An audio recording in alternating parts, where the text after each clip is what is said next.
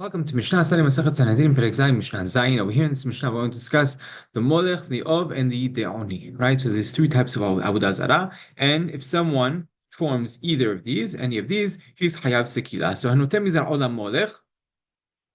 Right. If someone passes or gives his from his children to the Molech, I'm being specific in the words over here. I'll explain why in a second. He's not Hayav until he passes it. Right. Gives it to the Molech, and he passes it over the flame. So Rambam explains a lot of people understand this, that you have to burn your son in order to be Hayav, because that's not what it is.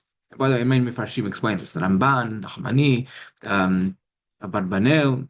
Harambam, though, says that what we're talking about over here is a person gives some of his kids, not all of them, because Pasuk says Mizar Olam Molech. So if some of his kids, he gives it to the person in charge. This person takes it, who's involved with this, this worshiping of the Molech, and he picks up the child and he passes him over the flame from side to side. If he does this, then he's Hayav, the dad is Hayav Sekila. Right, on condition again, like we said, that he gives Shim Sor V'Avrim Miktzat Zaro, right? Because the pasuk says Mizaracha and not all of Yezaracha. If he does this though to any other Avodah Zarah, right? He goes to a different type of Avodah Zarah and does this practice, he's not going to be Hayav because this is specific to the Molech.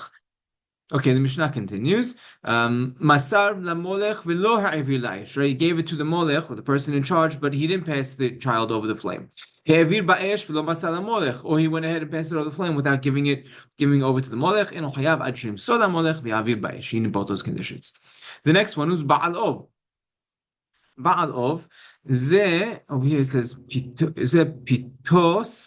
Harambam says pitos, right?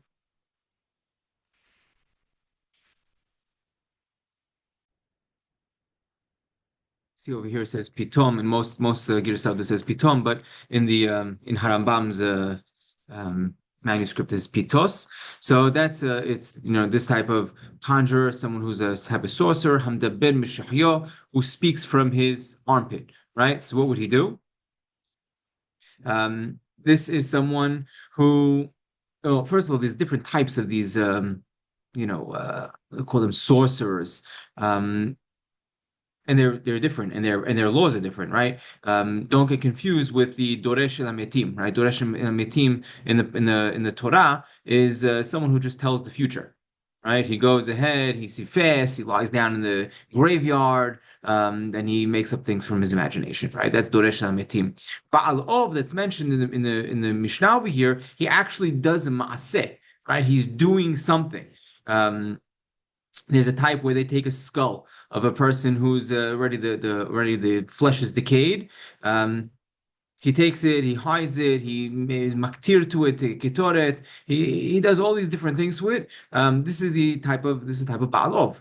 And the Mishnah says that he goes ahead and he's talking from his armpit, right? He's not actually talking, right? He's hearing these voices coming out from his armpit. The next one is Yedeoni, and this is hamdabe befiv. He's someone who's speaking again from his from his mouth. Yedeoni, what would they do? He'd put an etzim yedua befiv. He'd take a bone of a yedua. Yedua is a type of bird, and it would speak on its own. Right, all of a sudden, like his mouth would start speaking on its own. That's the Yedeoni. Right, now all these hare elu b'skila.